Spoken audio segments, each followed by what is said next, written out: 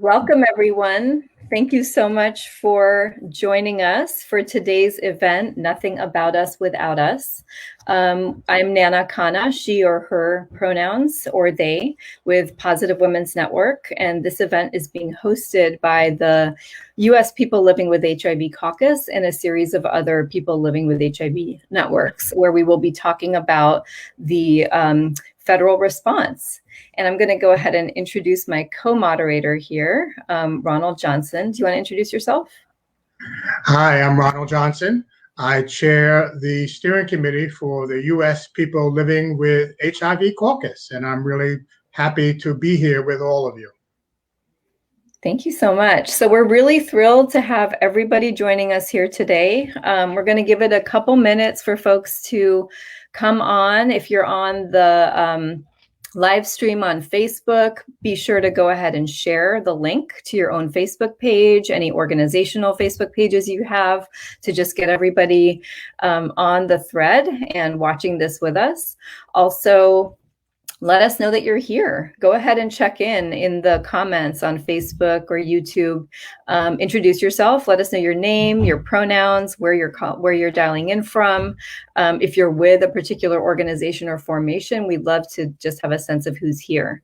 And then we also want folks to know that today's event is being recorded, and we are really thrilled to have you all joining us today. This event is streaming both on the U.S. People Living with HIV Caucus Facebook page, as well as the Positive Women's Network YouTube page. And so it can be shared from either of those locations. We're on a platform called StreamYard today, which might be new to some folks. Any of the comments you post on Facebook and YouTube, we'll be able to see them, and the presenters will be able to discuss and respond to them. And we're going to want your interaction and your thoughts kind of throughout this. So this event today, May 4th, may the 4th be with all of us, is being co-hosted by the U.S. People Living with HIV Caucus, the Ribbon Consulting Group, Positively Trans, the New York Transgender Advocacy Group, NYTAG, National Working Positive Coalition, Zero Project, Thrive SS, and Positive Women's Network USA.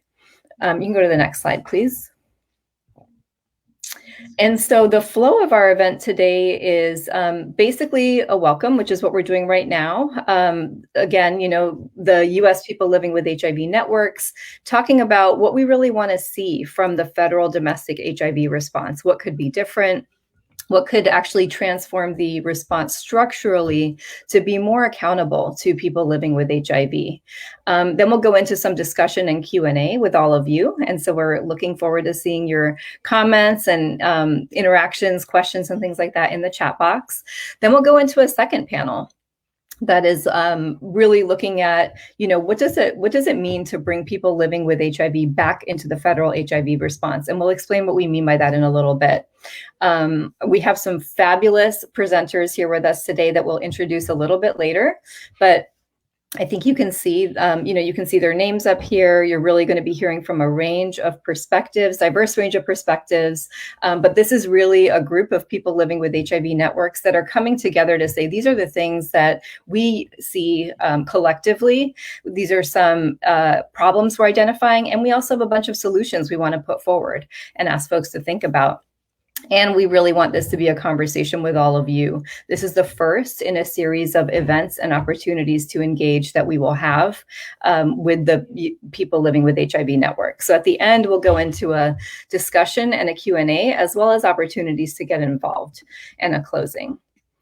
You can go to the next slide, please. So thank you. So I want to talk a little bit about what a PLHIV network is, this word that we're going to keep using, kind of throughout today's event and for the foreseeable future. As long as there's HIV, we will be organizing people living with HIV networks. So what is a PLHIV network? Well, networks of people living with HIV are basically formations that are organized and led by and for people living with HIV. Sometimes these are organizations. Sometimes these are coalitions. Sometimes they're like loose network structures. It doesn't the network of people living with HIV doesn't have to do with having tax deductible status or anything. There are small grassroots networks. There are large global networks, like the Global Network of People Living with HIV, like the International Community of Women Living with HIV, and then there are networks of people living with HIV that are smaller, more regional, geographically specific or constituency specific.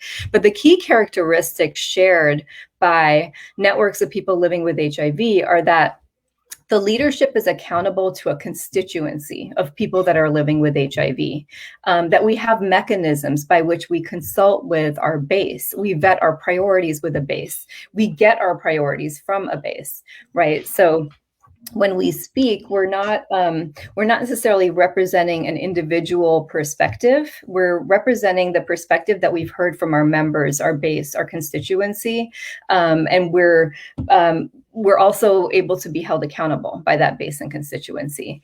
And we're presenting priorities that are coming from a collective with an organized voice. And so the US People Living with HIV Caucus in the United States is basically the largest kind of formation of networks because it includes all of the different networks that I mentioned that are co-sponsoring this event today. All of us as Positive Women's Network, Thrive SS, Zero Project, Ribbon, National Working Positive Coalition, Positively Trans, all of the networks that I mentioned earlier are actually part of the US People Living with HIV Caucus. And so we're really glad to have you all here. And one of the distinctions we really want to make about what it means to hear from people living with HIV networks is that it's different. I think many of us have had the experience of being asked to participate as an individual in various spaces, which can be an experience that sometimes is really disempowering and even tokenizing, right? Like they're just trying to check a box sometimes and say, there's a person living with HIV at the table, or there's a brown woman living with HIV at the table, whereas being able to actually say, thank you for inviting me, but maybe I'm not the right person to be here, but I can recommend somebody else who is, and they're carrying a collective agenda on our behalf. So that's a little bit of the difference when we consult with people, with networks of people living with HIV versus individual people living with HIV. And so this is a group of networks of people living with HIV that collectively are representing thousands of people living with HIV across the US who are bringing you this event today. You can go to the next slide, please. Great. So I think with this, I'm going to go ahead and turn it over to Ronald, who's going to share with us some thoughts about where we're situated today in the current political moment and why this event is happening today. Thanks, Nana. And again, welcome everyone. As we begin the discussion of how networks of people living with HIV are approaching the federal HIV response with our recommendations for sound public policies, we should recognize the current political moment and the overall political landscape. The political environment is an important structural issue that affects the HIV response. Public policies are not enacted based purely on their inherent soundness and logic, or because the policies are simply the right thing to do. Public policy is enacted through a political process, and the environment in which that political process takes place makes a big difference. The Biden-Harris administration has passed its 100th day in office. The political landscape of the past 100 days, and as we go forward, is drastically different from the landscape of the past 4 years. The Biden-Harris administration has taken actions already that, if carried through and followed up with further and more bold actions, can move the country towards a more progressive agenda that includes not only ending the HIV epidemic, but addressing the inequities and structural determinants that are driving the epidemic. The actions taken already include reversing the previous administration's policies that were aimed at erasing the civil and human rights of transgender people and blocking the public charge that would have limited undocumented immigrants' access to health care and other safety net programs. In his first speech to Congress, President Biden called out white supremacy and called for racial justice. Congress has passed the American Rescue Plan that not only provides needed COVID-19 relief, but included policies that affect the Affordable Care Act, including Medicaid expansion, and funding for much needed programs, including funds for an array of healthcare programs. The political environment has changed, but it is still very fragile. And we'll talk more about that in the next panel. What I want to stress now is that we as advocates must keep up and ramp up our advocacy and its pressure. A more friendly political climate is not enough. We must hold the administration and Congress accountable. During the previous administration, much of our actions were aimed at resistance. We still will resist when it's necessary. But now we must also persist. And that's why we're here this afternoon. Nana? Great. Thank you so much, Ronald. Well said. And so we can go to the next slide, please. So, I think as Ronald laid out for us so eloquently, we're at this moment where we're basically just over, 100 days into this new administration. We all know the kind of political and cultural context we have been in for the last several years and how hard it has been for our communities. And today we are going to, be really thinking about the federal domestic HIV response as a whole and what we want to see from this administration, from the new Congress, in light of a number of policies that impact our lives every single day. So the previous administration put out something called the End the Epidemic Plan, which has basically sort of like 4 pillars that are driving the HIV response federally. We're going to be speaking a little bit to that. It's a very biomedical approach that I know many advocates think there's a lot of room to bring more depth and richness into that approach.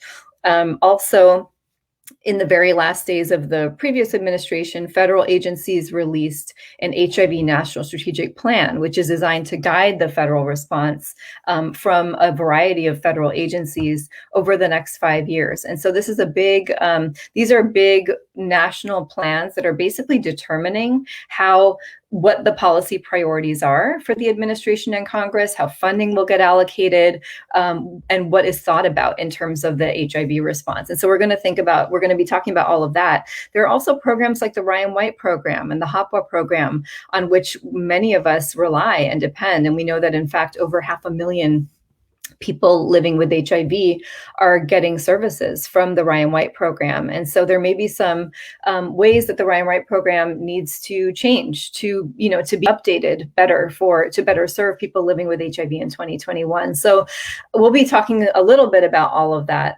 today. And so with that, I'm going to go ahead and introduce our first panel of fabulous speakers. So you're going to get to hear from Ronald Johnson, who introduced himself just a little while ago.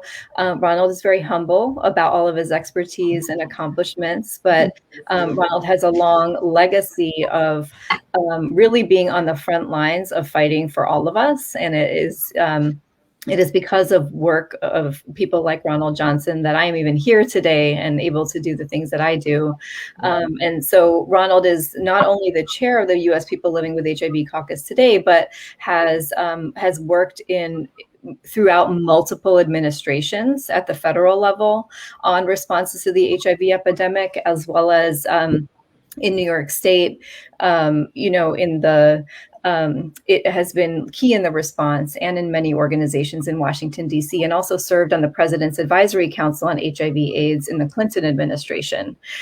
Cecilia Chung, another one of my many sheroes in the movement, probably needs no introduction for many folks. Cecilia is a longtime human rights advocate, the founder of Positively Trans, has been engaged in local, state, national, and even global advocacy on the HIV response, and really has done so much to uplift the federal and the global response as it pertains especially to transgender women of color living with HIV, and really demand accountability on a whole range of issues. And I'm just so grateful that she's here with us today.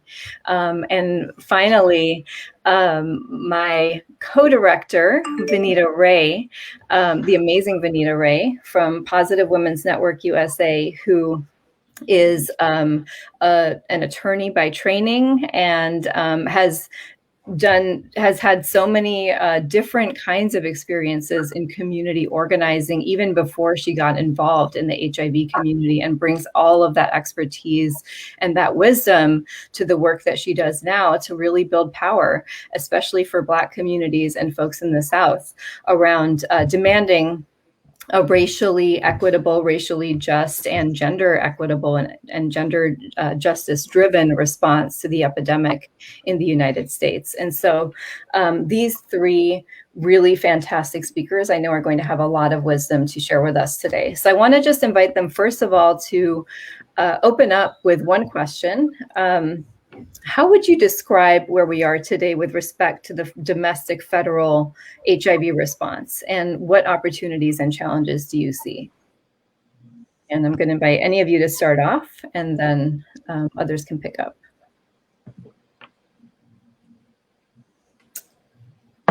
Okay, I'll start.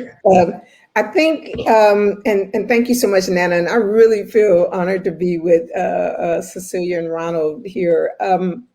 I think, as Ronald kind of laid out for us, that we are at a critical political and cultural moment globally and in the US for people living with HIV and our communities that are vulnerable to HIV. We've made a lot of progress. We would, if you think about the 2020 election and outcome, and folks way before me, I was diagnosed in 2003, and folks way before me made a lot of progress. We lost a lot of ground in this last administration, but what I really think, we having a more favorable administration, all of that puts us in a different place. And Ronald talked about President Biden, really calling out white supremacists and all that. But we still have continued threats to access to sexual health care services, access to healthcare, Medicaid expansion, folks, and I think COVID really highlighted the fragility of our healthcare system, how fragile it is. We've got a conservative Supreme Court that really, under this last administration, we're all kind of on pins and needles waiting to see what comes out of this. We've got threats, even with what happened in 2020, to political power through, over 350 voter suppression bills in 47 states, in response to the outcome of 2020. We've got white supremacists and white fragility just exponentially on the rise in this last 4 years, and even more so now with our amazing, VP, now Vice President Harris. We've got, with the Supreme Court that I just talked about, threats to our bodily autonomy and voting that I talked about before. We've got a federal response that's focused on prevention, in my opinion, and biomedical kind of solutions that don't always address the issues that people living with HIV have, and as well as a lack of transparency and just inapproachable in the past. And we're hoping that it will change a federal government that's inclusive. So what we've seen in COVID, what we've seen around racial disparities aren't new, but folks are talking about it like it's new, but those are continuing challenges. And even though President Biden mentioned about root and systemic racism, calling that out, we have the challenge of making that be more than just words. I'm really kind of a little skeptic that I want to see action. I want to see access. I want to see more. And so some of the opportunities I think that we have now is to be a little bold, to really focus on building power in our community, to really demand accountability from those folks that we just put into office, to really do something around the voting rights and around healthcare. That, how do we expand access for folks? What about universal healthcare? How do we stop voter suppression? I'm not impressed with our Congress still not acting to do more with the way that they've seen the states do. I want to see more on racial equity. And since President Biden and Vice President Harris are talking about it, How do we make that real? How do we make sure that it includes the things that we wanted to include? You know, we've had this increased activity around folks talking against anti-Blackness and racism. How do we do more than make than that it being Facebook mad and mad on social media, but does that translate at the voting box and other places? And you know, in this increased attention to anti-Blackness and racism. How do we, I think we have an opportunity and need to do more about maintaining the safety net for our low incomes and vulnerable communities. And so I see all these as opportunities. I see it's time to be bold. There's, you know, I don't think this is not the time to be, you know, trying to be incremental and time to be trying to get along. I think this is the time to step up, be bold, and demand accountability from others. So thank you all.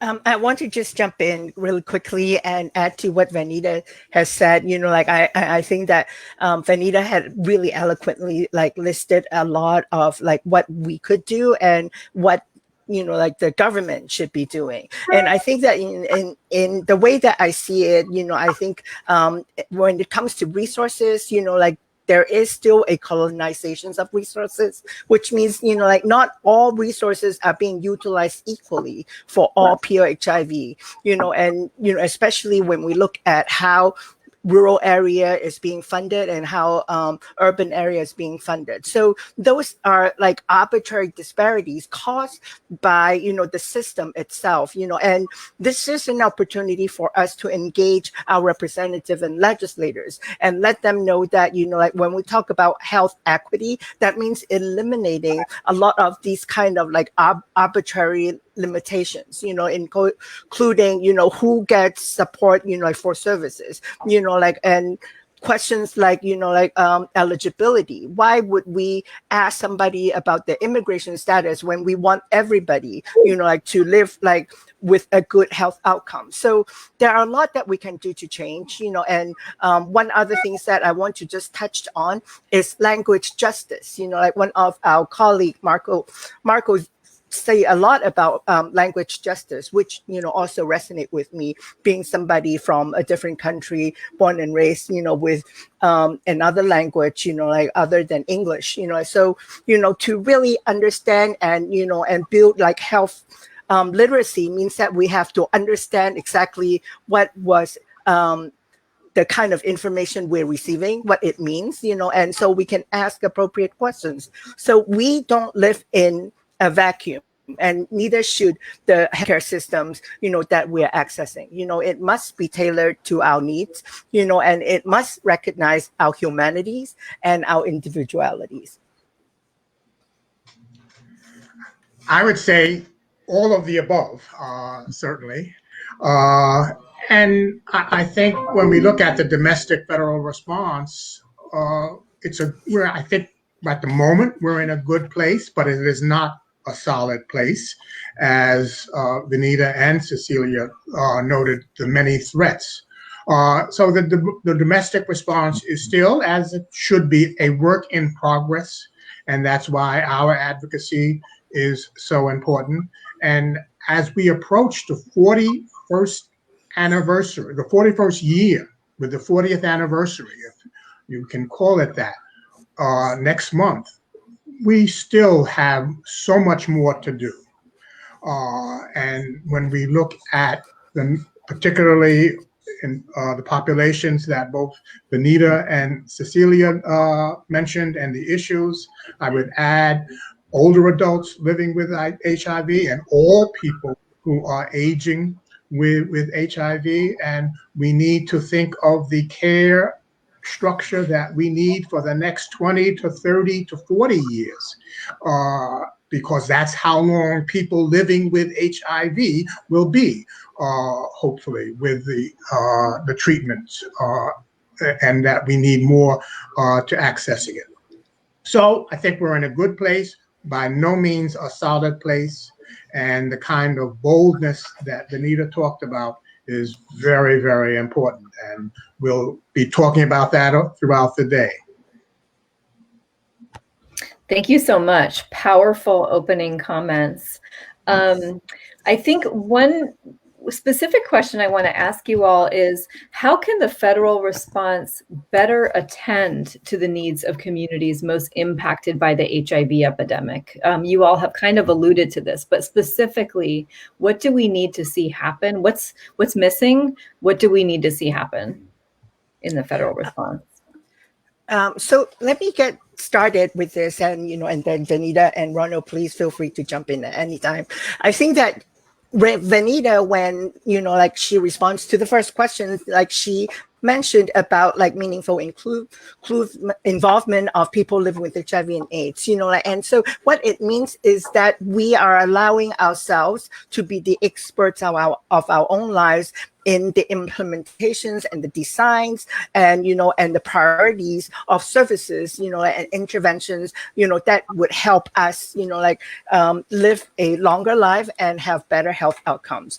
But right now that's not how the system is set up. Like we have researchers, but a lot of the researchers treat pure HIV like some kind of like animal testing. So like we get to participate, but we were never, being informed what the findings are. We're always the last to know like what's going on. And how can you say that that's about our life when we can tell you directly, like what we need to improve, like our quality of life. And also, the way that we are looking at data, it's a very piecemeal approach, so like if they don't ask certain questions about a certain group, then we wouldn't know anything, and case in point, like up till today, like when we look at all the data that impacts like pure HIV and the demographic, rarely do they ask, enough about, like the gender diversity in the communities. Yes, like there's men, there are women, but there's also transgender men, transgender women, and also some non-binary folks who are not actually visible at all, in any of our national HIV strategies so far. And and with no visibility means that it's hard to allocate adequate resources, and and it's harder to explore like what the needs that part of the community is. One of the things that I want to really highlight is like with our trans men in this HIV response, like for a long time we kept saying that like trans men are low risk of HIV, but guess what? Between 2015 and 2019, since they start like desegregating the data, like the number of trans men who are receiving Ryan White services went from 325 in 2015 to 1,676 in 2019. That's a 3 times increase. So they represent 0.1 of the populations in 2015, and they represent 0.3 of the populations in 2019. So if we don't pay attention, to these particular communities, we're going to see what happened with, the Asian and Pacific Islander community as well. Like that, there's going to be an increase while everybody else's HIV rates are plateauing. So that's not how we want to be treated. We want to make sure that the data speaks a full stories, not just part of a stories. We don't want any more siloing. We don't want any more piecemeal of like what they think we need. And we don't need political correctness, like to know that, sex workers need to be included in the plan, and people need not to be punished for seeking care. Yeah, those are such important points. And I think, just to highlight some of what Cecilia's raising, we really need every federal agency to be consistently collecting data on sexual orientation and gender identity. Otherwise, communities are invisible, and it becomes very difficult, if not impossible, to allocate resources appropriately, to develop services that are gender responsive, culturally responsive, et cetera, to fund in the ways that things really need to be funded. And then also on the issue of sex workers, we saw that in the HIV National Strategic Plan, which is supposed to be a very comprehensive approach to the domestic HIV epidemic, sex workers are nowhere actually in the plan yet, and need to be added. And there's really an opportunity right now, because there is a there is the HIV National Strategic Plan that's been released, but all of the agencies are right now developing their implementation plans. And so we want to see clear commitments to sex workers and to some of the other issues that folks have been raising, like language justice and access to care and services for immigrants in those implementation plans. They are not currently there at this time. So that's a real opportunity. Anita, would you like to add? Yeah, thank you. So I want to just take a step back and first of all, tell folks we are more than our CD4 and viral load count. We need folks to see us as whole people, and never mind, when Cecilia talked about what's not in the data, I want when folks, there is a real culture of blaming and shaming communities for being vulnerable to HIV or being so impacted by HIV when there's real structural and systemic problems that at the root of those problems are issues of racism, discrimination, homophobia, transphobia. We want to always, the response right now is so biomedical focused, which is topical Band-Aid solutions because we don't want to do the hard work of dealing with the root causes of why Black and brown communities or trans communities are most impacted by HIV. I want folks to stop talking about the data without context. When you're sitting in a room and they talk about data and you feel like you're, just a target on your back versus explain the data. There's more going on there. And, just for myself, being a Black woman living with HIV, we represent 60% of all women living with HIV, but we don't hear folks talk about Black women. And when I say Black, I'm not talking about African-American, I'm talking about the range of Black women and all of our diversity living at the intersection of race and gender. So there's gender equity issues, there's race equity issues, racial equity issues. And when you look at the EHE response, the 47 jurisdictions, you know what they have in common is race. Those are primarily Black and brown communities, but nowhere in the response does it talk about that race is an issue or dealing with racism and poverty and access to healthcare. So I really, would love to see us stop talking about the symptoms of the problem, which HIV is one, and talk about the real issues of what the real issues are, which are at the crux of why our communities are most impacted. If biomedical solutions alone would get it, wouldn't we have been out of this? Can we educate or condomize our way out of this epidemic? I don't think so. We need to deal with some structural and systemic issues around race and gender equity and access. And I love that Cecilia talked about, rural communities and addressing those specific needs instead of treating people as if they are the problem versus the structural and systemic issues that are the problem. So racism, no one likes to talk about it, but it's at the heart. If we look at all of those issues that are root causes, they all go back to income, low income. They go back to poverty. They go back to all of those isms that we talk about that we do not address. So I would love to see the federal response. Biomedical has its place, but biomedical without dealing with these other structural and systemic issues are just more of the same. So I want to see a more holistic approach when you're talking about people living with HIV. We're not about just being adherent. We're about the quality of life that we want, not about fitting a definition of whether we're compliant and adherent. Those terms are punitive. We're talking about a quality of life of human beings and dignity. And so we need the language to change, we need the focus to change, and we need structural and systemic issues of race and gender to be discussed and dealt with. And I would add to that is that we need to enable what Vanita and Cecilia have been talking about. We need leadership. And it's very disturbing to me that 100 days into this epidemic, this administration, we still have no public inkling that a director for the Office of National AIDS Policy is appointed. We need a strong person in the White House, in participating on the Domestic Policy Council, arguing for the very things that we are talking about.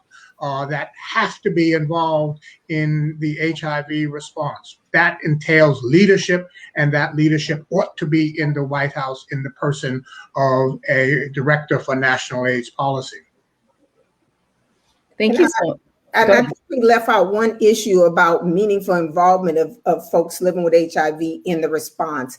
And so if you don't ask us, you're just guessing on what to do for us. So either it's by and with us, just like our title says, nothing about us without us, you must be including us. And most of the federal response is prevention focused, and the way that they address our quality of life issues is clear that you haven't talked to us. So we need to be included, and our inclusion needs to be defined by us. When we say MIPA, meaningful involvement of people living with HIV, other folks don't get to tell us what that means. Ask one of us. I want to jump in one more. Meaningful involvement also means that we get adequately compensated for the emotional labor we as people living with HIV put into presentations and panels. Like, it's not like it's a privilege for us to be invited to the panel, because every time when that happens, like it opens back up a lot of the trauma we experience. And it's not just a thank you that we need, like we need resources to help us, like to overcome some of these and to survive.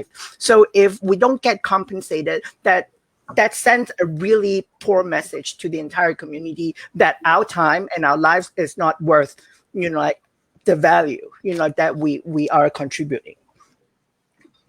Yeah, thank you so much. Yes, boom, boom, snap, snap. Y'all are just bringing it. You're really providing a lot of food for thought, I think, for all of our listeners and for myself. Thank you. And I think part of what I hear you all lifting up is that there are ways that we can actually build into the federal response these elements of things like meaningful involvement of our communities. The point that you lifted up, Ronald, about ONAP, I want to just really highlight what Ronald is saying, is that the Office of National AIDS Policy, we don't have one yet in the Biden-Harris administration. It needs to be reconstituted. There are questions about where it will sit and how much access it will have to decision-making power once it is set up. There are also questions about who will be leading it and what their lenses will be that they're bringing to that office. So there are there are recommendations that have already been put forward by the people living with HIV networks in the process of developing comments on the HIV National Strategic Plan around what this should look like. That ONAP should be situated in a place where it has a direct relationship to the Domestic Policy Council and is advising the president and the Office of the President on federal policy. That ONAP should be led by and staffed by those reflecting the communities most impacted by the HIV epidemic. And we're very clear that that is Black and brown people, that is transgender women, that is gay and bisexual men, that is people living with HIV. We know who we're talking about when we say communities most impacted by the epidemic.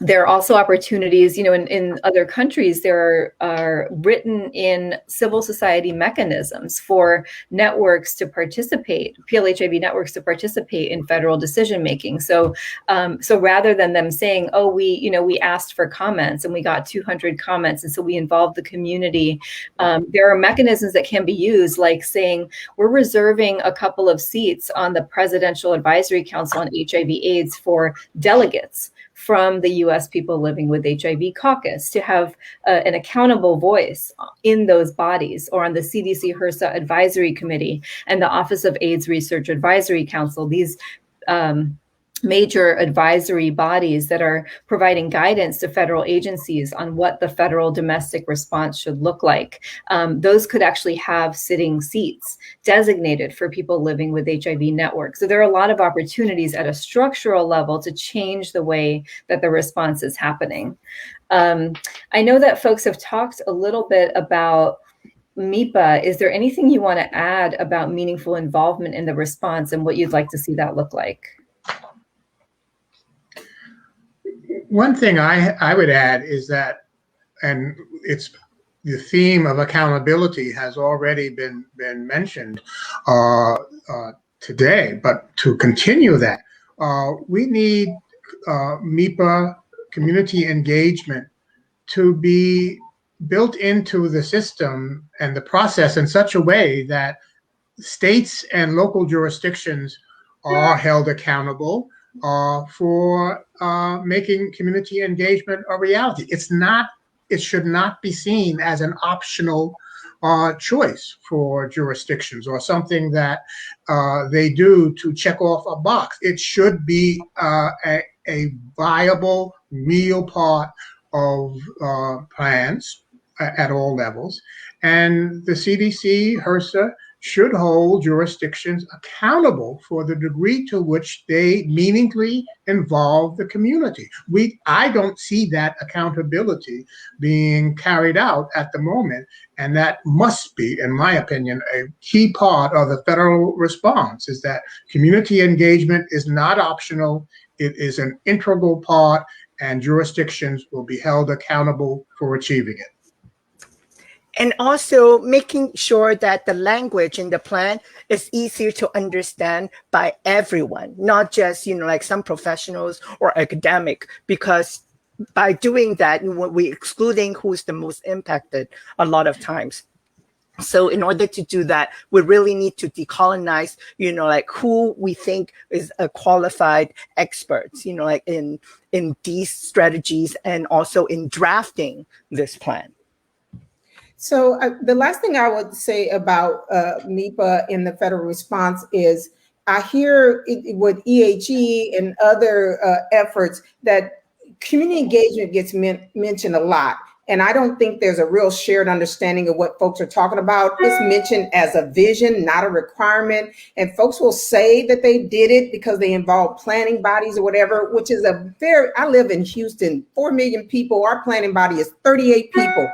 So you work through that planning body and call it engagement because it's the easiest. Or you say we're hard to reach when you got a group like Thrive SS 7 years ago started something, and now they're reaching thousands of guys because you said they were hard to reach.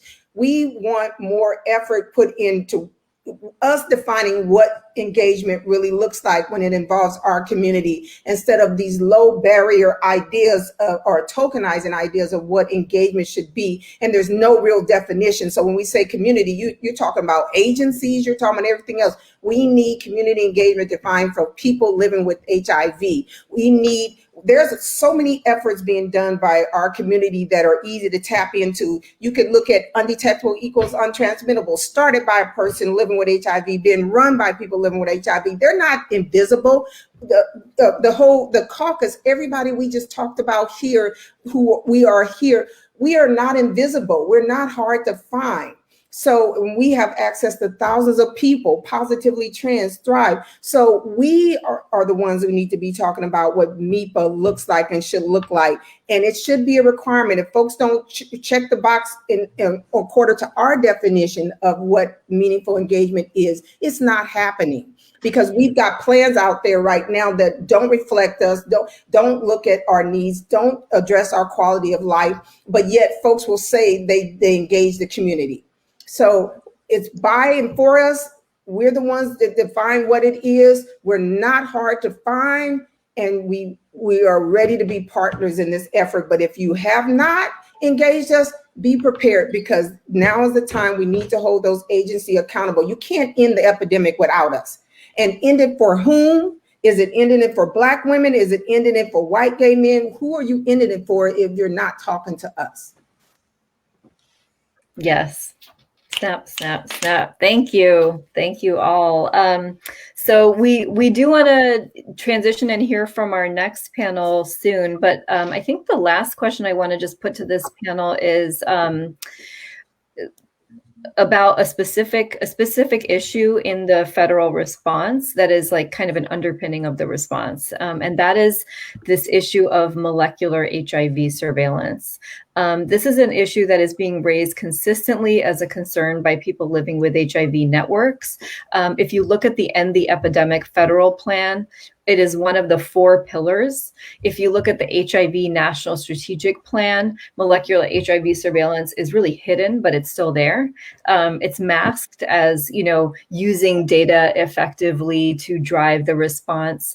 What is molecular HIV surveillance in a nutshell? Why are people living with HIV networks sounding the alarms about this? And what should folks be thinking about? Vanita, would you mind starting us on this one? Sure. So molecular HIV surveillance in a nutshell is the use of our data that's collected during a routine drug resistance lab visit testing that breaks it down and compares the genetic sequence of our DNA and the sequence of our virus to identify the similarities with other people that may be in our community. And it leads to something that they're now calling cluster detection, where they can identify clusters with similar genetic sequencing of a particular HIV that folks have in the community. And we did not find out about this until a couple years ago, even though it had been rolled out years ago. And this presents another example of a mechanism or actions being taken without involvement or our consent. So let me just say that we go in for a lab visit because we've talked with our doctor and we've decided on a course of treatment.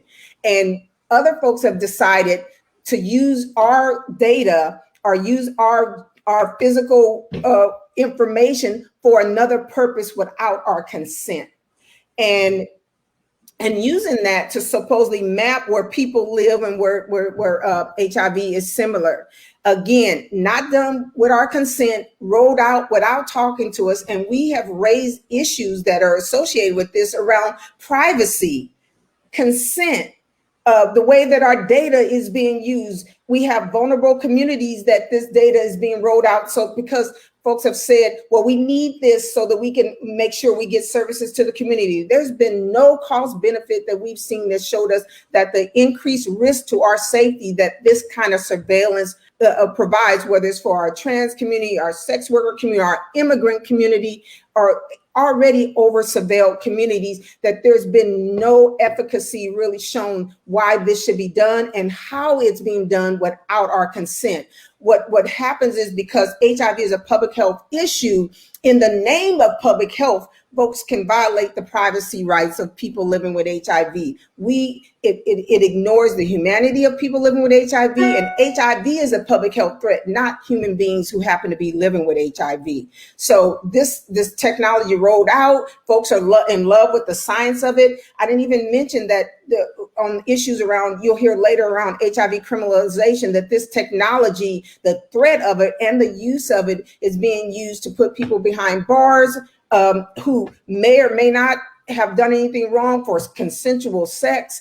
And so it violates our body autonomy by us choosing who sees and gets access to our information. It violates the privacy rights. It violates the privacy of our relationship with our doctors, and it puts public health officials in the middle. So you build mistrust because they're the people who are sharing this information with the CDC and others who are using this information. So one more time, we've asked for a moratorium on this so folks, CDC and others, can respond to our issues, and we have largely been ignored, and this is still being done in violation, I feel, of our human dignity and of our rights of bodily autonomy.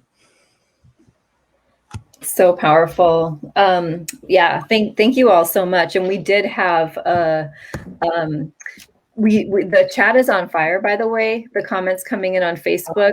We are going to transition to the next panel, and we'll have an opportunity to engage with some of those comments and questions later. But I just want to say that, Malcolm Reed, one of my favorite people from Thrive SS, talked about MEPArizing the federal response. And I think that's so much of what you all have spoken to. We have questions about how to, incorporate storytelling and qualitative data as part of the work. You all are getting a lot of affirmations on this idea of fairly compensating people living with HIV and most impacted communities as part of meaningful involvement and what that looks like.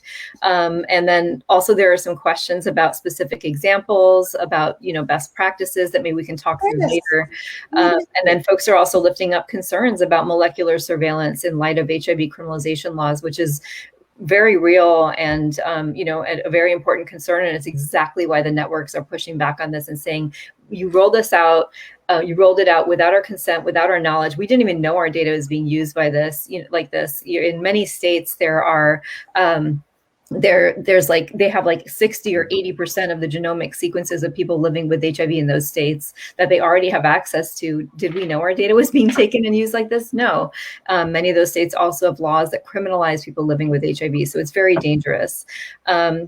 So we'll come back and hopefully have more time to talk about some of these things. I want to thank this incredible panel for kicking us off today. And I'm going to go ahead and let's thank them. They'll be back with us to be in some discussion later in this session. And we're going to bring our second set of panelists on with our fabulous and fierce next moderator, Linda Scruggs from the Ribbon Consulting Group. For those who don't know Linda, I think everybody knows Linda, but for those who may not know Linda, she is not only one of the most stylish and fierce and inspiring people I have ever met. She is also a birthday queen, and it was her birthday yesterday. So please wish Linda a happy birthday. And Linda's going to set us off with our next panel here. Great. Thank you, Nana. I am so excited. Honored to be here. I'm watching the chat on Facebook, what's happening, everything that's going on. Nana, Ronald, Vanita, you guys, Cecilia did a great job setting the stage, right? Talking about this is what the federal strategy says. This is kind of what they want. But I love the person who said we need to maperize. We really need to have a conversation because there's some things we need.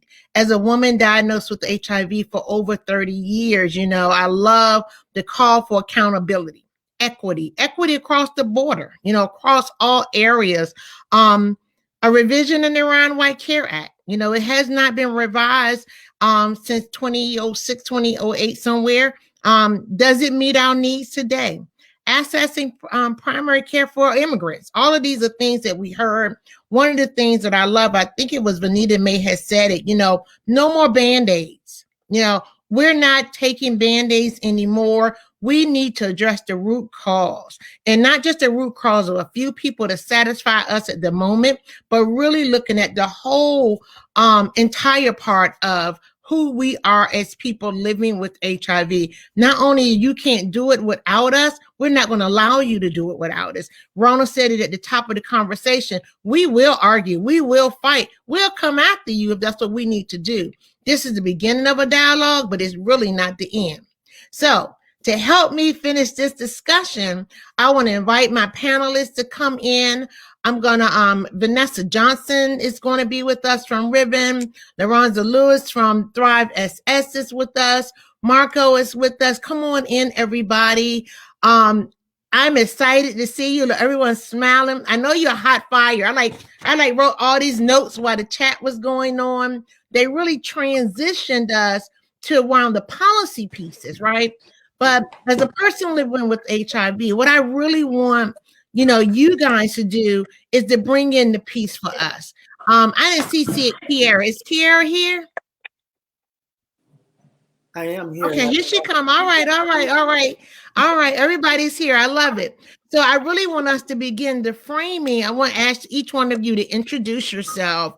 Of course, give us your pronouns and all that, but also tell us, as you representing a network of people living with HIV, but also very personally, what does the human right approach mean when we're talking about a response, and being responsive to what HIV looks like?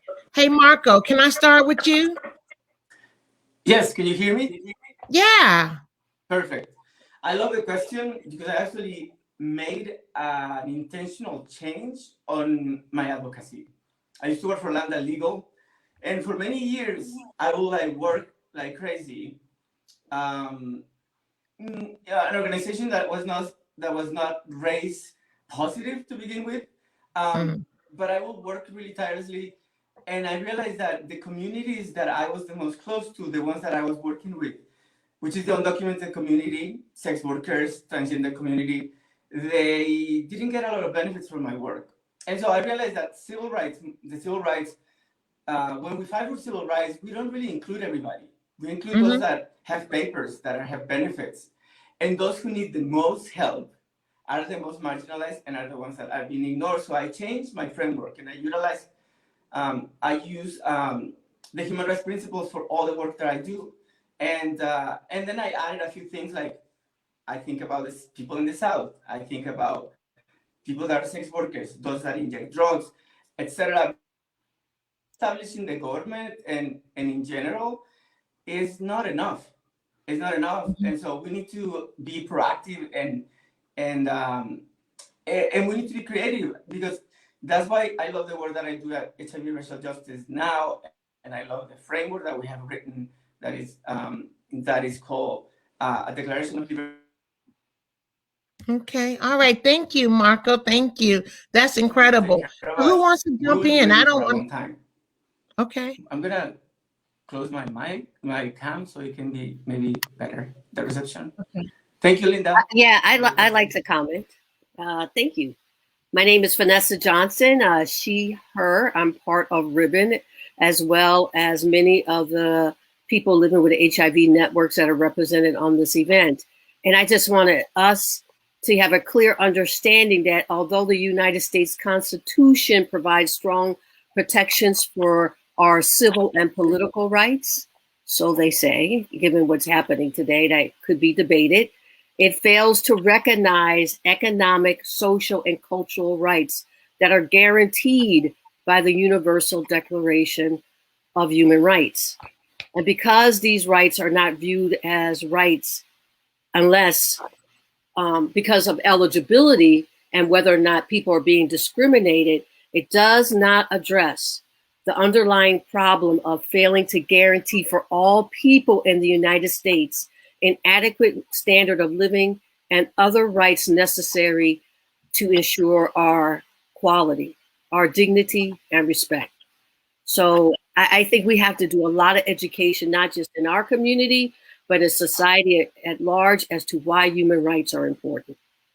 Oh, I love it. I love it. Thank you, Vanessa. Thank you.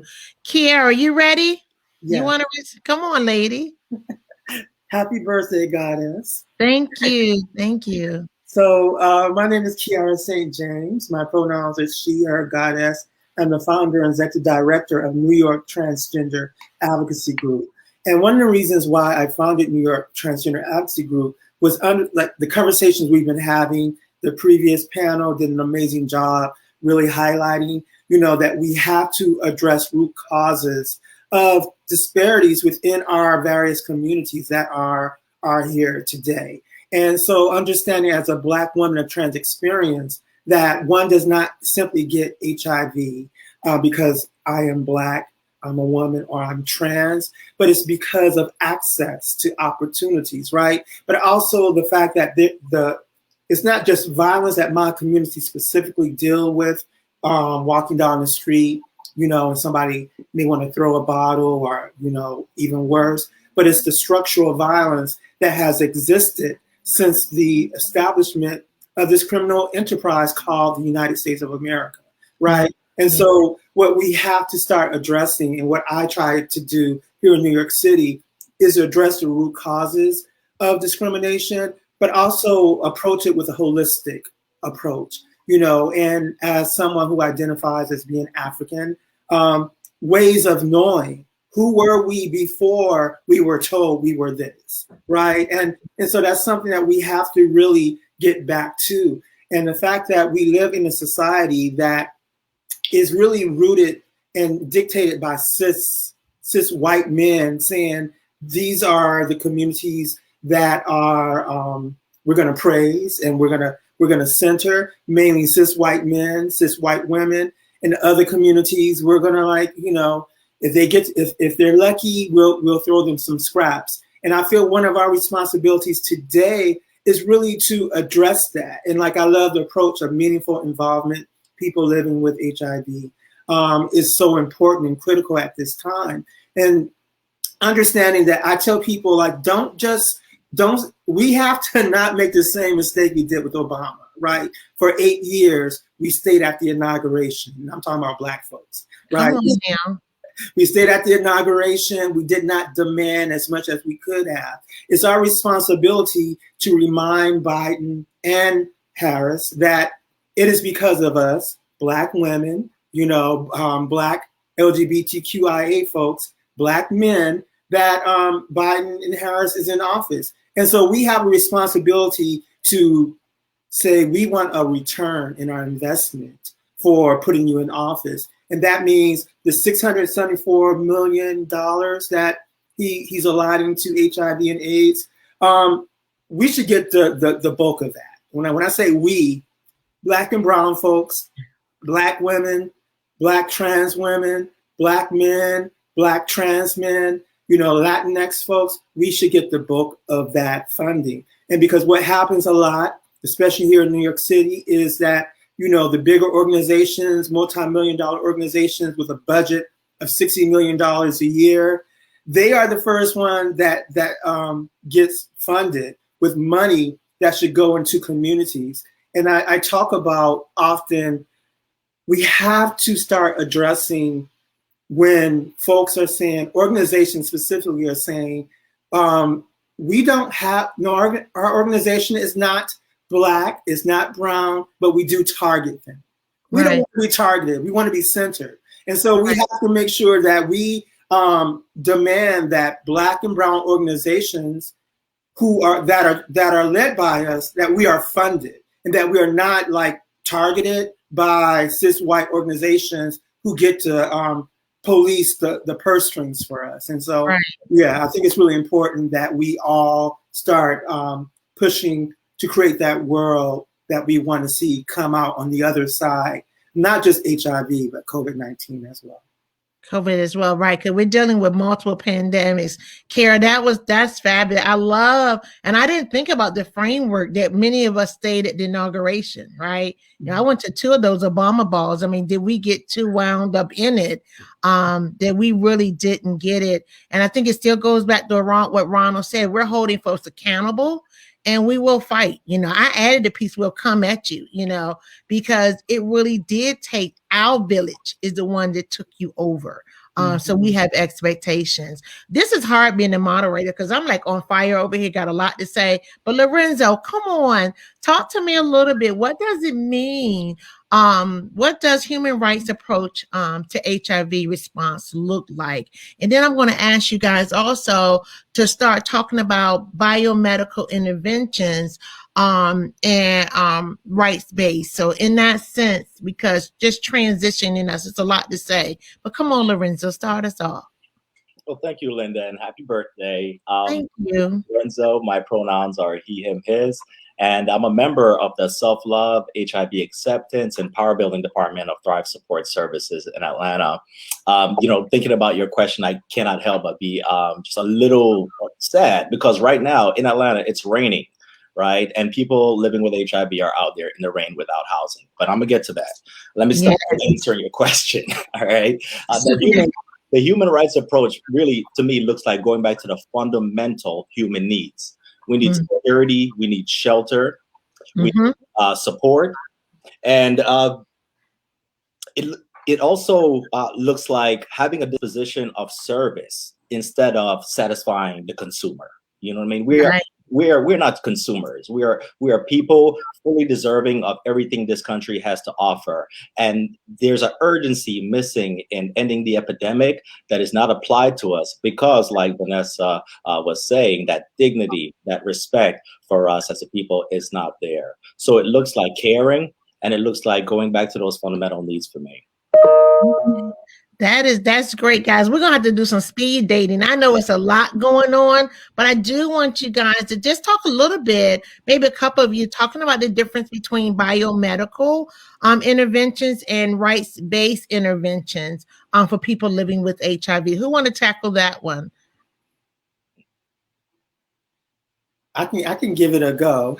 Okay. So definitely, I'm my organization is a grassroots, so I actually love the grassroots approach as opposed to biomedical like when I think of biomedical, I think about, scientists somewhere, kind of like what folks were saying before, using our data to really like trace us without our consent, and I really feel that what we have to start doing is making sure that we have a say-so in how our data is going to be used. And it's not just HIV data. I did what's it called? 23andMe, right? So even that data is being used, right, to trace my DNA, right? And so I think the first thing we're going to have to do is educate our community on the pros and cons of biomedical, because there's some pros, I imagine, but for the most part, it's an invasion of privacy when folks are doing it, scientists are doing it without our consent. And I do feel like the grassroots effort is really important, you know, educating the community. One of the things we talk about within NITAG itself, micro, meso, macro, those are the three components to advocacy, right, as well as policy work. And so that meso part is going to be very essential, that we all have to educate our community on their rights when it comes to how their medical records are going to be used, you know, because we live in a time where it's very easy to have access to our medical records online without our consent. You know, a lot of these medical facility, I guess, establishments, they get hacked all the time and things get leaked. And so, you know, so definitely, you know, my main concern is making sure that any information about us is information that has our consent. I don't know if I touched on what you asked. So. Yeah, I'm going to ask Vanessa to comment real quick, then I'm going to transition to the second question because they're going to get us. All right. Okay. All right. So I want to talk about it in the context of quality of care and quality of life. So the standard for quality of care for our people must support a holistic approach to care, which goes beyond the medical aspects that Kira was talking about. Therefore, we have to create a common understanding of what is quality of life and ensure that this leads to investment in addressing those structural factors that Lorenzo started talking about. And that while we understand that quality of care must include a standard, and what I want to say is that quality of care must include a standard of care across our lifespan that is easily understood by our community. So while quality of care services in the HIV National Strategic Plan also include mental health, substance use, and reproductive services, we must fight to ensure optimal quality, meaning optimal quality, meaning that all services must be delivered in a trauma-informed, harm reduction, and health-centered way. Right. And that quality of care must also be gender responsive to all our gender identities and culturally relevant to all our racial and ethnic identities. I'm trying to talk fast because there's some real key points I want to make. So to ensure this, the Federal Interagency Task Force Steering Committee must direct the indicator subcommittee to add additional metrics for measuring and assessing quality of care. Right now, there's only one, and that's housing. But we know quality of care encompasses more than just housing. It is critical, no doubt about it, but it goes beyond that. And we want to also recommend that Ryan White program funding formulas and structures create the ultimate impact towards ending the HIV. In other words, and this is what I think, that Ryan White should become like a universal healthcare program. It should be available to anybody in the United States that's living with HIV. That way we can ensure quality of care and a quality of life.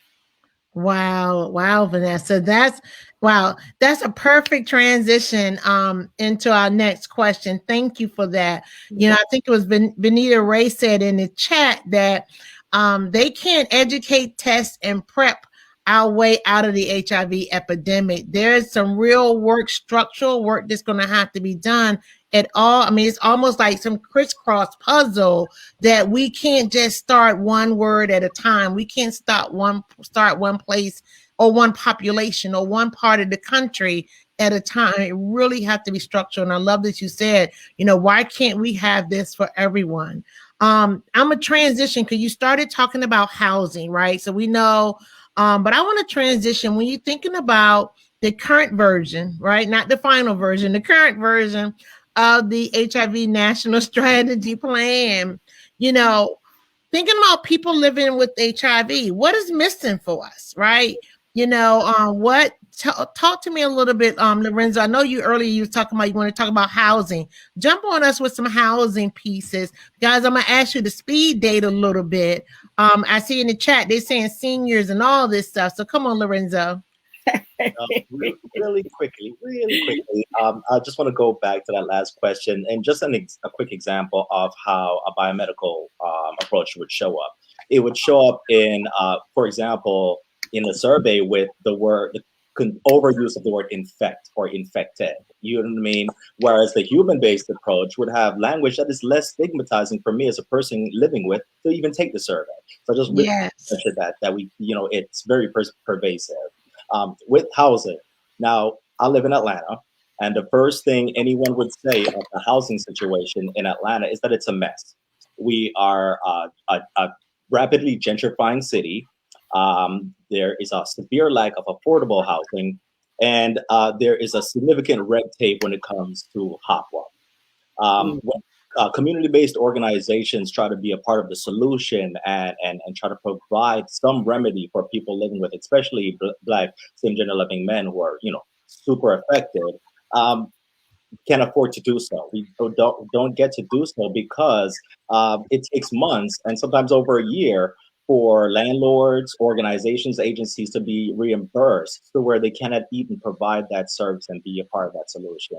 And it's not only not helping to end the epidemic, it's making it worse. Wow. And that's a story we see across the country when we talk about housing. It's not unique to Atlanta. So even when there's resources and things, there's so many other pieces that really create barriers. Marco, come on for a minute and talk to us about, when we're thinking about what's missing in the current version of the plan. I know, and Cecilia mentioned it earlier, around language justice, so we're saying that this has to be for everyone. How does language justice play a role there? Well, I wanted to just go back a little bit about the plan. The plan doesn't mention communities that are actually at the most vulnerable. They don't mention undocumented immigrants. But the president already did. Why don't we all follow then? Because we need to stop being politically correct when it comes to HIV ending the epidemic. Because politically correctness is not going to take us to end HIV because we're not including everybody in this. And so undocumented people, you should get used to actually name and write undocumented people in your communiques because they're part of our society and they deserve everything that you have. Sex workers as well, and people that inject drugs or that use drugs, the transgender community, all of those, there's people with disabilities, and because they experience, as we know, the discrimination in different forms. And very quickly, language justice, in my opinion, is missing because it's not included, because it's always an afterthought. People don't even know the difference between interpretation and translation, which is interpretation is spoken, translation is written. But so we cannot translate a webinar. Well, you can translate the script of the webinar. But anyways, so and what I wanted to say to that is actually legislation. Since President Clinton, who had an executive order back in the day where he focused on the civil rights of people, and he listed a non-discrimination list of people that included country of origin. That provision includes language justice. Mm-hmm. And so it's called the Affordable Healthcare Act is called the Section 1557. And then if we go through there again, the 50 states have pieces of legislation in favor of language justice that sometimes are better, more comprehensive than the federal ones. And there is a list that I included in this. I created a document with all of the resources because I knew we were going to be rushing. And so I'm just giving you a little bit of that. But and language justice is actually about the dignity. People that are in a healthcare setting, they should be able to access those services with the language that they feel the most comfortable, because it's something that is difficult for everybody. And so I hope that the HIV movement is starting to gear towards not using language justice as an after effect or send me to translate things when I suggest to be translated. And then we also putting together a project, hopefully soon, that will provide services to the HIV community by people living with HIV. And so we're working on that because I feel that without addressing language justice, we cannot address racial justice. Wow, you're absolutely right. I love that. One thing I would say, you started off talking about politically correct, and I'll go to Miss Kiara because I'm getting ready to go to her. Who determines what's politically correct? Again, it goes back to what white cis men has decided what is right and fair for us. So I think you don't have to be in the status quo of political correct, because again, MIPA says that we get to bring our voice, our life, and our experience into this. Kiara, I'm gonna ask you to come on, talk about a little bit around continuum of care. Then I got one more question I want to bring to Vanessa around employment and economic justice. And we're gonna have to move on because we have some calls of action, a little bit more things to go with. But Kiara, come talk to us just a little bit around some of the continuum of care. Absolutely. Thank you, Linda. And I just want to also say, yeah, absolutely, Marcos. I think about, especially in Oakland, probably was like 10, 15 years ago, the African-American community in Oakland, they were trying to get their city to recognize African-American vernacular, right? Because language is resistance as well, And so when we talk about language justice, we also have to think about language as resistance, and that's how we connect with one another in ways that academics would never understand.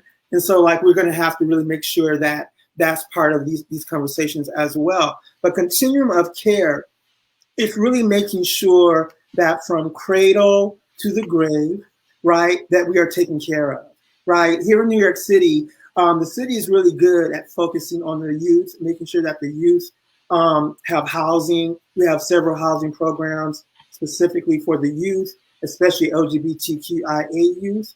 But once they get to the magical age of 26, right, the city cuts them loose, and they find themselves homeless. They find themselves being preyed upon, right?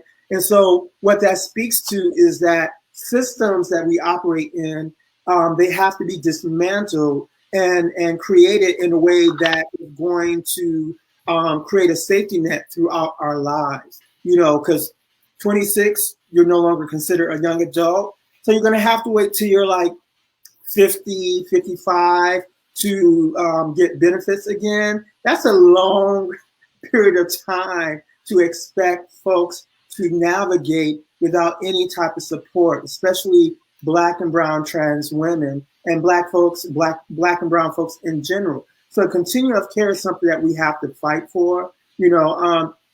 Here in New York City, we did a TGNC virtual advocacy day last Thursday, and I had a conversation with my Senator Kevin Parker, who's an amazing brother who represents my district of Flatbush. And so he's sponsoring a bill called Universal Basic Income, right? And so that's what we need to start talking about as well. How do we make sure that there's continuum of care for everyone? It's by creating policies that make sure that, I really hate that overused phrase, a rising tide lifts all boats, because that's not true. But like with universal basic income, it's a way to make sure that everyone has access to healthcare and housing, right? And other things that we may need. So we're going to have, one of the things we're working on, I just had a call with him earlier today, is really doing a data study on UBI. I know there's some like 43 mayors, mainly Black and brown mayors, who have pilot programs throughout the United States. And for most of that data I've seen, it's been very successful. And so it's really about educating the community about their rights. And one of the things I tell folks in New York City, Black and brown folks pay the most into the unions and 401ks in New York City, right? And when you see these cis white men on Wall Street talking about stock trades and bonds and all that, they're playing with our money. That's our money. Kiara, you're absolutely right. I'm gonna have to stop you. I'm gonna have to stop you. Can I just add something That's part of the continuum of life, not just care. That's part of the continuum of life. V, I'm gonna go ahead, V, real quick. I'm just gonna real quick on this, and then I'll deal with unemployment. Unemployment. And that's the current state. A lot of people are, but we're going to talk about employment. I just wanted to add to what Kira is saying, and that the HIV National Strategic Plan talks about across the lifespan, but it's very much still tied to discrete population categories and time-limited interventions. And so I know when we were preparing for this session, we talked about creating a framework for aging across the lifespan, just as Kira has said, from the cradle to the grave, and also addressing the needs of an aging population. We have to be clear that this population is aging, and we have to deal with medical issues, social isolation, and maintenance of function. That's what I wanted to say. Wow. That's got to overlap. That framework's got to overlap that continuum of care. V, can you do employment in like 90 seconds? I know it's going to be dirty. But I want to bring everybody back on so we can have a little bit of time together with the whole panel, because we have a call to action. We have some stuff that we need. We need the community to be with us. So come on, give us about 90 seconds. Great. A lot of these recommendations have been vetted by the National Working Positive Coalition. So I will just say it.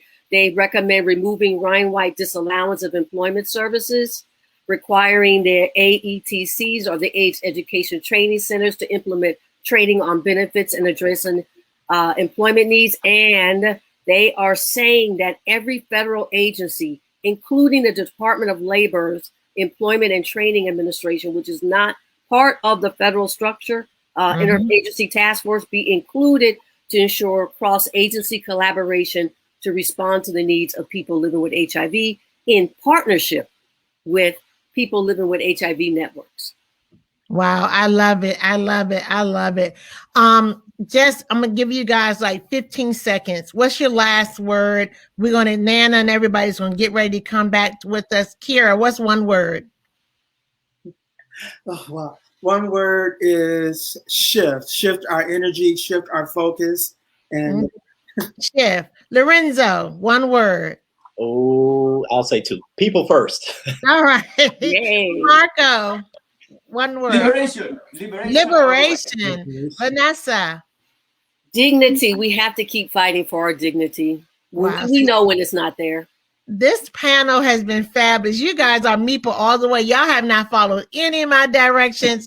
Y'all have done it your way, but it was fabulous. Nana, we're going to invite the other panelists to come on. There's a lot of questions. We know this in the chat, and we just want to have a broad discussion. Thank you guys for being with me. This has been fabulous. Hey, where's Nana? I see you, Nana. So how do we want to open this up? Let me look at the chat while you open it up. Awesome. Thank you so much to our fierce panelists. Wow.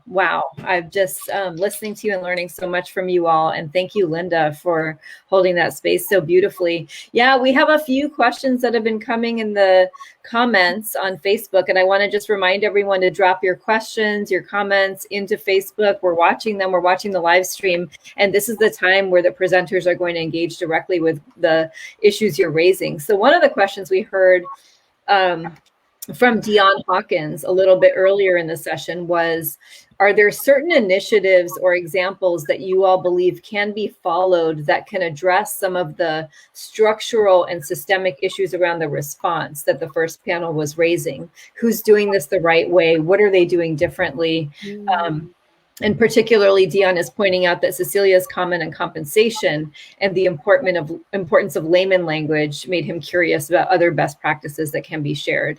Does anybody want to speak to that? So I think this question is really about what are some really good examples of MIPA, who's doing it well, what could be replicated or built upon, and other types of systemic issues.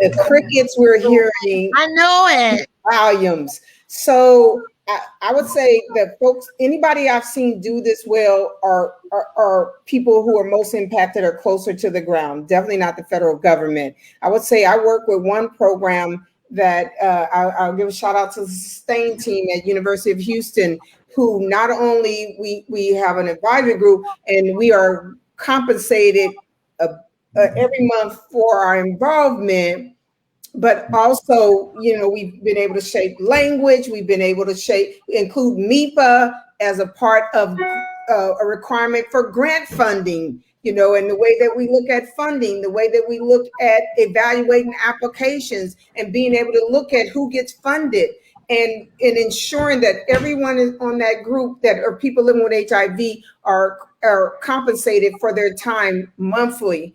But I can't, the crickets we're hearing is because folks aren't doing this right unless they're the people most impacted, like Thrive SS, people living with the caucus, PWN, Positively Trans. We are the ones that are really the experts on this. And I think you're right, Vanita. Go ahead, Cecilia. I want to say, sadly, like we don't print money. So like those who actually, like gave us the resources kind of limited like how much we can give back to the community. And I think that Vanita just like hit it on the nail, is that networks, especially most impacted, trying, like to have these conversations about what it means, to be meaningfully compensated. Think of like if we have a convenings and, like we have POHIV attending, and some of the PHIV might be just working in hourly jobs. Are you telling them to sacrifice their income just to come to like participate in the convening? No, like we need to like make sure that, those are being compensated, in a way that is equitable. Otherwise, like we're just creating like more challenges for people in order for them to participate. Yes, and we also have to be considered subject matter experts.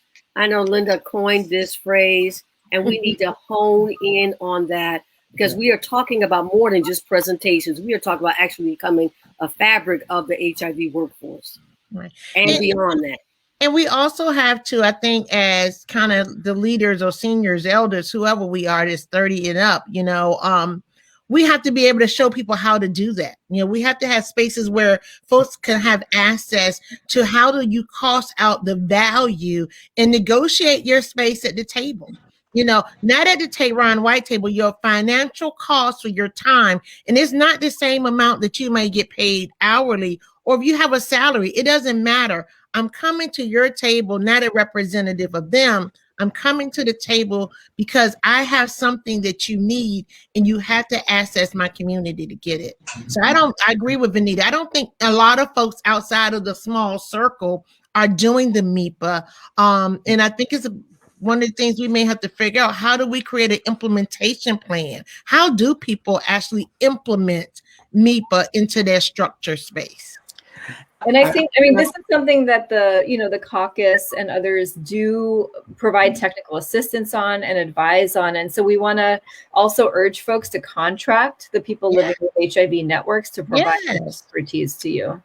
And I also shout out to some funders who've been listening to like us, like sharing with them like why they need to change the way they make the application works for like POHIV and trans-led organizations. So I want to give a shout out to AIDS United. I want to give a shout out to like Trans Justice Funding Project. It's really, they kind of like set, like the standards of like what it means, to compensate people's times, like when they have like expert panels to come and review, grants, like when they say expert panels, that means, people impacted, like in the community that gets to come and, look at all the different proposals and decide, like which one they think their community would benefit most, and I think that kind of model is really important. And get rid of like the written proposal concept, because sometimes, people articulate better when they say their words out loud. Some of them, do better because, we are living in like live stream kind of like culture, like people do it better when they hold the phone like in front, and speak in front of a camera. So like we need to give people a variety of options, like to be able to express their visions and, and like what they plan to do with the community. I love that. I think it goes back to what Vanita was saying earlier around, who we're writing for. right? So we know that there are a number of organizations that hire people or they have staff that write to the academia, write to that space, but they're not the ones on the ground making the reality, making it happen in that space. So if we're living, even in our funders, we have some great funders, but there still is a silo of who's getting those core resources, unless you have some relationship space where somebody will throw you off, a Snickers bar, snack size Snicker bar to say you're in. So there's a real silo there. So looking at how do we diversify funding opportunities? I understand the written piece, but some of us can't out budget what some folks are doing. That I hear Kiara say, we're grassroots, and the fund, we have to create different silos of opportunities of people living with HIV, organizations to be able to access funding. Because there are other bigger organizations who may access it, but they're still not hitting boots on the ground space at the same level of impact, but for a lesser dollar amount. I'm sure what some of us are doing. I know. Go ahead, Nana. No, go ahead and finish. We do have some other questions that I want to make sure we get to. I'm gonna go ahead because I love that fact that we have to look at it. Can't be continue to be one source where all the funding come. We have to look at how we're set up as organizations and how do we create equity in competitive processing for funding for different needs. So yeah, that's it. Yeah, thank you. I know this is an issue that folks have a lot of ideas about and strong feelings about, and that our communities have a ton of expertise in. We also had a couple of questions come up about HIV and aging, and I know that both Ronald and Vanessa had mentioned that in their comments. And so one of the specific questions was, is there any indication that this administration will focus on those aging with HIV? And this is coming from Wahida Shabazz El. I can take a start on that. I think there is some indication at HRSA and specifically the HIV/AIDS Bureau. I think there are officials there, and certainly the Dr. Cheever is, I believe, very focused and aware of the issue of HIV and aging, and are beginning to address that. I think, though, there is still what I consider and many other a disconnect, because the attention and the focus that is being seen, at least to my eyes, at the federal level, still has not been really effectively translated into on-the-ground changes, and the changes in models of care that would more effectively address the issues of HIV and aging, the integration of geriatric care with HIV care, the education of specialists who are dealing with the various comorbidities that highly impact older adults living with HIV. And many of those specialists, cardiologists, are not as aware of HIV and aware of the impact that HIV might have on those comorbidities, such as the impact of HIV on cardiovascular disease. I think, and many of us think, there is still a gap in that knowledge base. And even looking at HIV specialists who may not be educated, aware of geriatrics and the impact of the aging process on HIV and how that interaction plays out. So I think there is awareness at the federal level, and officials in HAP, that is the HIV/AIDS Bureau, I think are genuinely committed to doing this, but there still needs to be work to translate that so that the people in communities, the people who are living and aging with HIV, can see differences in their care. And I think that is, again, why advocacy is so very important. We have to advocate more. We have to come up with specific recommendations. HAB has to do this. Planning councils have to do this. Their funding streams have to be adjusted so that the kinds of support services that people living and aging with HIV need are there. So there's awareness at the federal level, but we as advocates need more work to make that be realized at the local living level so that older adults can indeed thrive.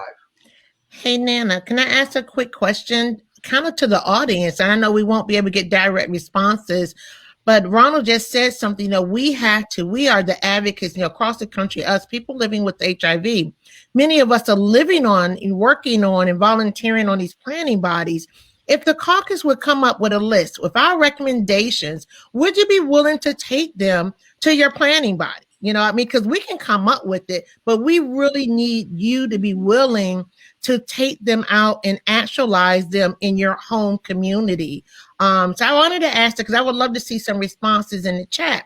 Are you willing to take this message, and bring it to life on your planning bodies, on those decision-making tables that many of us have been trained, have been taught to sit at and to be at a voice at? And I'll just jump in and just piggyback on what Ronald said. Ronald, thank you for that comprehensive response. The only thing I would add is that we as a community must demand seats also on the indicator subcommittee of the Interagency Federal Task Force, because it is there that we can really put some meat to the bone in terms of developing indicators which will help improve not just our quality of life across the lifespan, but really get and hone into what our specific needs are as a community around aging. I'm 63. I'm getting ready to retire. We know in the United States, there is no retirement package. Linda, stop. There is no retirement. There's no retirement in the United States anymore. There is no safety net. All the safety nets have been abolished. So we have to get on these bodies. They're incremental change, I understand. So we need an inside-outside game, but we got to be there. We just have to be there. There is such an important point, Vanessa. I think that's the reality is we're not just doing this out of the goodness of our heart. We need that paycheck to survive, and that's also a message that we need to get back, to the policymakers is that, yes, we all would like to retire tomorrow, comfortably, but we can't because we still have rent or mortgage to pay. We have car payment to pay, and we still have to put food on the table, and we cannot rely on that social security check, to live on, because, the standard of living in different cities are different, until we can really fix that broken systems, we have a lot to work on. And also I want to also touch on, the questions about, how do we make sure that the community most impacted, access treatment, have those providers come to us, and let us help them, get the education out.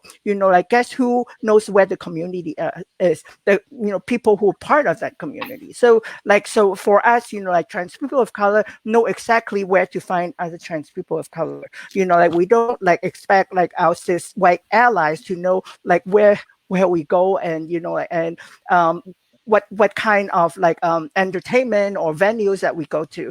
But for a trans woman of color, she knows where another trans woman of color or, a bigger group of trans women of color goes. So give that to us, and allow us to be involved and get compensated into getting these messages and education out about treatment.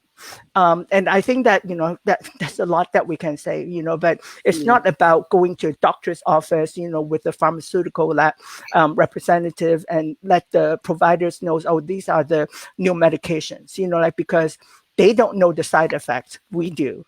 So we need to have these conversations with our own communities and our own families, in order for them to be truly educated and informed.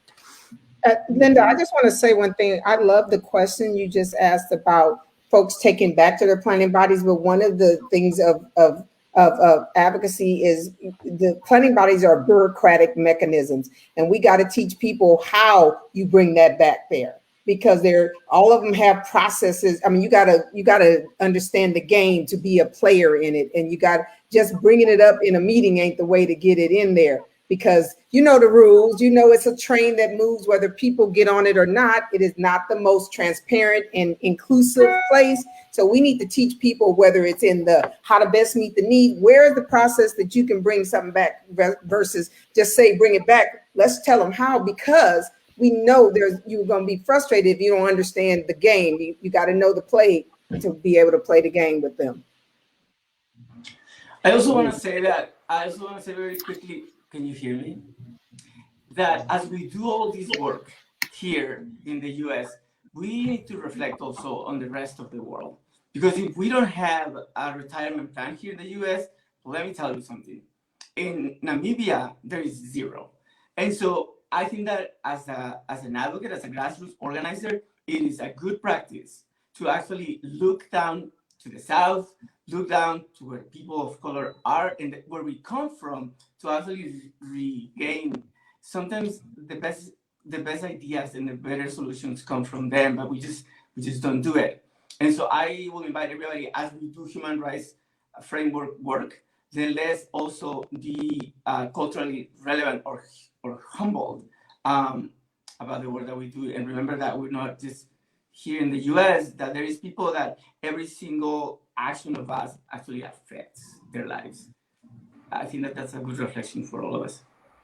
Yeah, thank you so much. We are getting towards the end of our time, and we do have some recommendations and some next steps that we wanted to put forward as well. But before we move there, I just want to invite any of our panelists who haven't spoken in this section to offer any closing reflections if you haven't responded to the questions. If there's anything else you wanted to share, any other insights? Can you hear me? I don't know if you can. We can hear you. Thank you, Nana. Yeah, I just really think it's really important for us to always remember the holistic approach is very important when we talk about how we want to address the needs of our community and all its intersectionalities. The reality is, as we continue to see public execution of Black and Brown folks, that impacts, our mental health.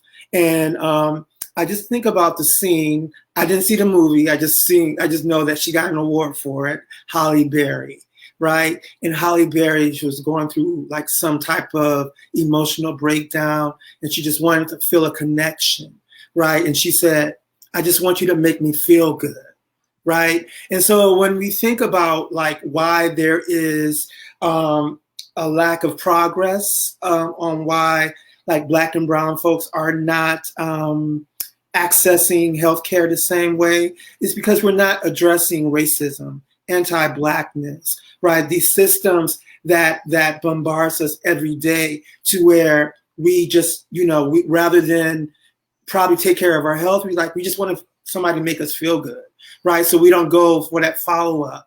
And so it's important that as we have these conversations, we understand that that is the root problem that we have as a community across this nation, is that we're not understanding how racism has truly impacted Black and Brown communities. And go ahead, Marco. Go ahead, Lorenzo. Yeah, and I just want to say, and this is kind of for us here, after being in the work for a little bit and maybe pursuing further education, there may be a degree of detachment that we here may have from those that we serve on the day-to-day. It was very enlightening for me to have a phone call with someone I linked to care last year. And in that, I learned something. So I just want us here to keep in mind that we always have to keep our ear to the ground to those we're serving and listen to them and keep gauging them for how they want their services provided. Joe, very quickly before we go, I also wanted to answer a question of our dear, amazing moderator. When you were talking about which organizations are doing the work, I have to say that Positive Women's Network USA is doing the work. And every time that I look at the efforts during the elections, the work that we did, creating safety groups so we can be okay, I'm always so inspired and so I gained strength by just seeing the work that you do. And so I wanted to uplift your work because you also have been one of the most best allies for the immigrant work that I do, or the immigration work that I do. And then the last thing that I want to say too is that as we talk about MIPA, GIPA, and the Denver principles, we also need to remember that we need to include racial justice frame lens after that. MIPA without racial justice is nothing. Nothing for me. No, it's not. No. So I think that all of these entities that we use and that I love, we need to start actually being more intentional at speaking about how is it for people that are Black or people of color. Thank you all so much. This has been such a powerful conversation, and I think you can see why we needed 2 hours for this event and why we really need 2 more hours and 2 more hours with these folks and many more folks who, in our community, who have a lot of expertise to contribute. And so one of the things we want you to know is that this is not the last event we're doing. This is the first conversation of people living with HIV networks coming together to say, we've been looking at this strategy. We have read the HIV National Strategic Plan. We have carefully examined the End the Epidemic Plan. We have read the Ryan White legislation. We are really clear, and our lives are directly impacted by these policies and these programs. And we're coming to the community to say, we have some ideas about how the response can be better. We need to be centered. We are actually part of the response as people living with HIV. We need to not be an afterthought. The response, I think, as we've heard throughout this panel, is really plagued by a lot of different forms of stigma and marginalization, from racism and anti-Blackness, which are, the exact reasons why PrEP implementation has not worked in the ways that it's needed to reach the communities that it needs to. Those patterns are replicated in COVID vaccine access. Those patterns are replicated, as ACE is pointing out, in HIV treatment access and who's engaged in care. This is not a surprise, right? Like racism, anti-Blackness, and frankly, misogyny really plague the HIV response domestically and globally. And that's why still in 2021, there's literally no mention of sexual and reproductive health of people living with HIV in the HIV National Strategic Plan. There is no mention of the fact that people living with HIV still have sexual and reproductive lives, and that accessing sexual and reproductive health care is one of the greatest sites of discrimination for people of all genders living with HIV. That's invisible in the plan. The fact that people living with HIV, when we look at these plans, we see ourselves portrayed as merely vectors of transmission that have to be managed and controlled. That is HIV stigma at the highest levels of institutionalization, right? HIV stigma shows up in criminalization laws and things like that, but it also shows up in the fact that we are only recognized as problems to be managed by our own government that is not fully accounting for our lives and that is reducing our wellness, our quality of life to our viral load metrics. So so there's a lot of work we can do together to transform this and change it. And I believe it is entirely possible. I want to let you know quickly about a couple of other things that are coming up that we're hoping you can join us for, because there's a lot of work we can do together. If I can find my slide deck. Am I sharing? Not yet. Not yet. Oh, here it comes. Yes. Okay, cool. So very quickly, these are our recommendations around structural interventions into the response. I'm not going to read all of these. You heard them in, much more articulately from our speakers and presenters. We will be releasing a policy agenda in the next couple of months that will have all of this in much more detail. But here are some of the recommendations we're recommending in terms of changing the way that we approach the HIV response, period, in the United States. We also have recommendations to improve the focus on people living with HIV. And again, you heard a lot of these directly from the presenters, and I won't speak to them. What I do want to let you know about is that we have some opportunities to get involved. We're going to be having a community listening session. I saw the question also, how can we hear from more people?